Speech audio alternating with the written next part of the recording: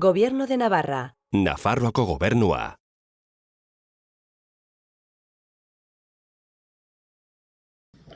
Buenas tardes, mi nombre es Ignacio Morillas, soy socio de Coleman Coyle y de nuestro despacho asesoramos a infinidad de empresas españolas y de otras jurisdicciones a instalarse en este mercado británico. Este vídeo voy a intentar tratar muy brevemente varios aspectos de lo que es la entrada en este mercado, como es por ejemplo la formación de la compañía, la apertura de una cuenta bancaria, lo que es el impuesto de sociedades, muy someramente, los tipos de contratos de empleo que existe, la archiconocida últimamente con la salida del Reino Unido de la Unión Europea el tema de las visas y por último tocaré también puntualmente el tema de la propiedad. Lo que es la constitución de una sociedad es una cosa que es bastante sencilla y rápida en este país. Por ejemplo, el capital social empieza desde 1 libra, que no se tiene ni siquiera que desembolsar. Es un proceso que tarda aproximadamente unos 3 días. Los directores o administradores de la sociedad no tienen que ser españoles, ni tampoco los accionistas de la misma. Lo que sí es cierto es que la empresa, la sociedad en sí, bueno, pues tiene que tener un domicilio social en este país, lo cual evidentemente no implica ningún tipo de problema. Lo que sí hay que tener en cuenta es cuáles son los requisitos o lo que te va a pedir el banco a la hora de la apertura bancaria para la empresa correspondiente.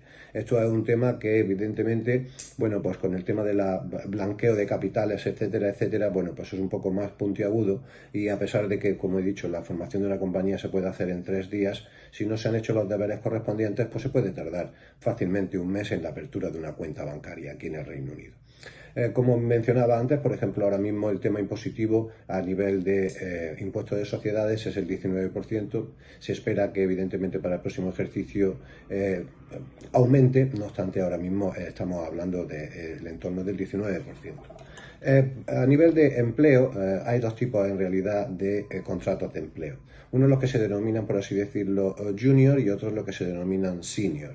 ¿Vale? Pues dependiendo de las actitudes, facultades, cualificaciones que tenga el personal correspondiente, bueno, pues entrará en una posición junior o bien en una posición o en un rol senior.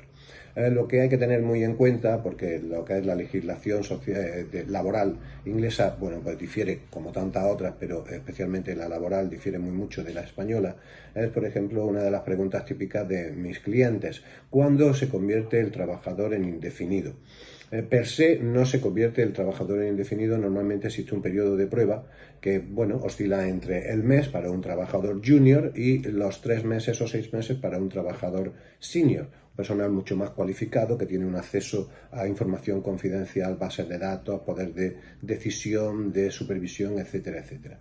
Y los periodos de prueba evidentemente, bueno, pues son más dilatados o más contraídos dependiendo del rol en cuestión. No obstante, una vez que ha acabado este periodo de prueba, se supone que la persona ya es personal permanente, personal indefinido para nosotros en nuestro país, para nosotros en España. No obstante, lo que hay que tener en cuenta es la fecha de 2 años. Después de esos 2 años es lo que nosotros podríamos interpretar como pasa a ser un personal indefinido. No obstante, evidentemente, esto habría que abundarlo muchísimo más, puesto que ya depende de la gritty-nitty del contrato en sí.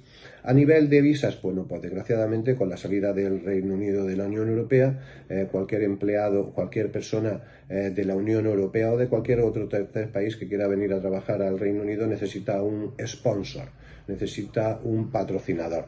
Este es el primer paso, que la empresa debe de darse de alta en el Home Office como patrocinador, cumpliendo con los requisitos correspondientes, y de esa licencia de patrocinador es desde donde caen todas las visas correspondientes, que pueden ser Skilled Worker, Intra-Company Transfer, etcétera, etcétera. Eso es un tema que evidentemente es el talón de Aquiles y bueno, pues desgraciadamente está trayendo muchísimos problemas.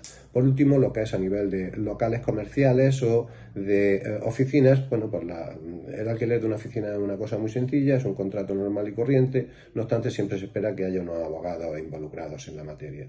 Y por último, lo que es el tema de los locales comerciales, los locales tienen un uso determinado y dependiendo del uso se le da un código.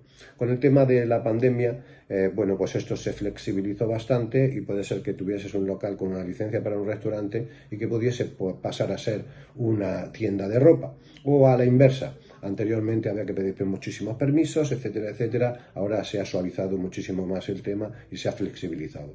No obstante, en cuestión de un local, normalmente el periodo aproximado desde que se pone la oferta y se recibe lo que se denomina los head of terms hasta que se firma el contrato y se reciben las llaves, estamos hablando aproximadamente de 1 mes y medio, 2 meses. Espero que haya sido de ayuda y mucho ánimo a todos y mucha suerte. Muchísimas gracias.